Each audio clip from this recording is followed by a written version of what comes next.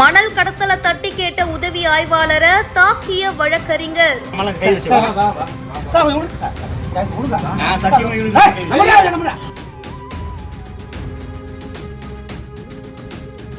எதிர்த்து நின்ற பொதுமக்கள்.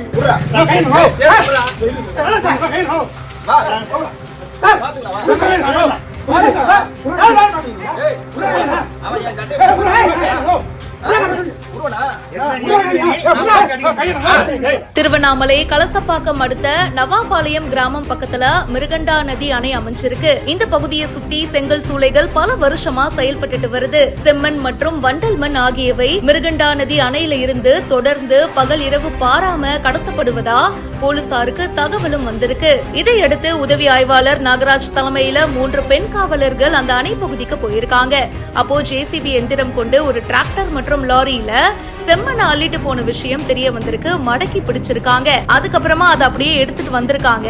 நவாபாளையம் வழியா வரும்போது வழக்கறிஞர் குமரன் பொதுமக்களோட சேர்ந்து ஜேசிபி மற்றும் லாரி உள்ளிட்ட வாகனங்களை சிறப்பிடிச்சு காவல்துறையினரை தடுத்து நிறுத்தி இருக்காரு. 2 தரப்பினருக்கும் பாத்தீங்கன்னா கடுமையான வாக்குவாதம் ஏற்பட்டிருக்கு. அதுக்கப்புறமா சட்டையை பிடிச்சு காவல் உதவி ஆய்வாளர் நாகராஜ தகாத வார்த்தையால பேசினதாகவும் கூறப்படுது. 2 தரப்பினருக்கும் கை கலப்பு வரைக்கும் போயிடுச்சு. அதுக்கப்புறமா ஊர் பொதுமக்கள் 2 பேரையும் தடுத்து சமரசம் பண்ணிருக்காங்க. இது சம்பந்தமா விசாரிச்ச போலீசார் இப்ப வழக்கறிஞர் குமரனை கைது பண்ணிருக்காங்க. கெங்கவாரம் பகுதியில மாடு விடும் விழா நடைபெற உள்ளதாகவும் அதுக்காக மிருகண்டா நதி அணையில இருந்து செம்மண் கொண்டு சென்று கொட்டுவதற்காக எடுத்துட்டு போயிருக்காங்க அப்படின்ற விஷயமும் தெரிய வந்திருக்கு. காவல்துறை சார்பில் உரிய அனுமதி இல்லாம செம்மண் கொண்டு போனது தப்பு அப்படின்னு எஸ்ஐ அவர்கள் சுட்டி காமிச்சிருக்காரு. அப்படியே போன இவங்க வாக்குவாதம் அடிதடியில முடிஞ்சிருக்கு. இந்த சம்பவம் பரபரப்பை ஏற்படுத்தி இருக்கு.